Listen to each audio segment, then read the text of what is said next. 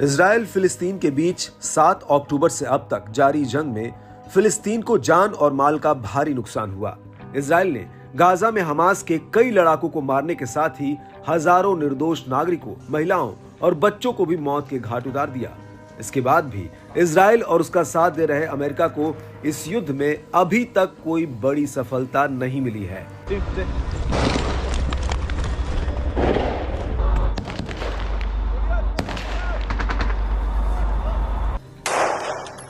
दूसरी बात यह भी है कि इजराइल की तरफ से किए जाने वाले हमलों में फिलिस्तीन और गाजा के आम नागरिकों के मारे जाने पर अमेरिका और इजराइल का उनके देशों के साथ ही अन्य देशों में विरोध भी हो रहा है और अंतर्राष्ट्रीय न्यायालय में भी इजराइल के खिलाफ नरसंहार का मामला चल रहा है।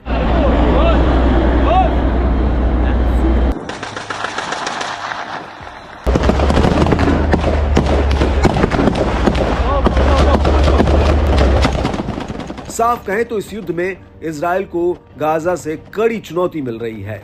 विरोध और चुनौतियों के चलते इजराइल ने गाजा से अपने सैनिक भी हटाने शुरू कर दिए हैं।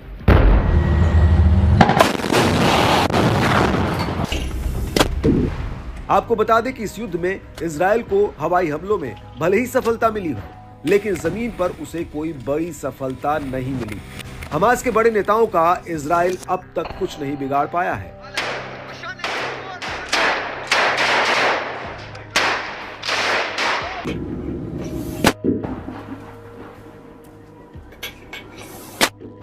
वॉल स्ट्रीट जर्नल ने अमेरिकी खुफिया के अनुमान पर आधारित एक रिपोर्ट में बताया कि इजराइल गाजा में हमास के केवल 20 से 30% लड़ाकों को ही मार पाया है, जबकि अमेरिकी अनुमान के मुताबिक युद्ध से पहले गाजा में हमास के 25,000 से 30,000 लड़ाके थे।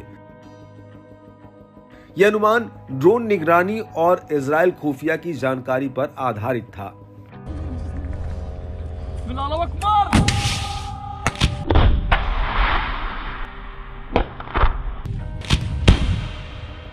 वॉल स्ट्रीट जर्नल ने एक अमेरिकी अधिकारी के हवाले से बताया कि 5,000 से 9,000 मृत आतंकवादियों के अलावा 10,000 से 11,000 हमास लड़ाके घायल हो गए हैं।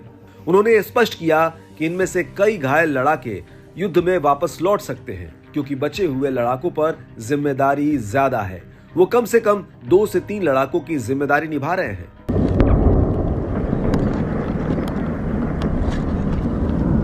एक बड़ी बात यह भी निकलकर सामने आई है कि हमास के पास महीनों तक इजराइल पर हमला करने की मारक क्षमता बरकरार है।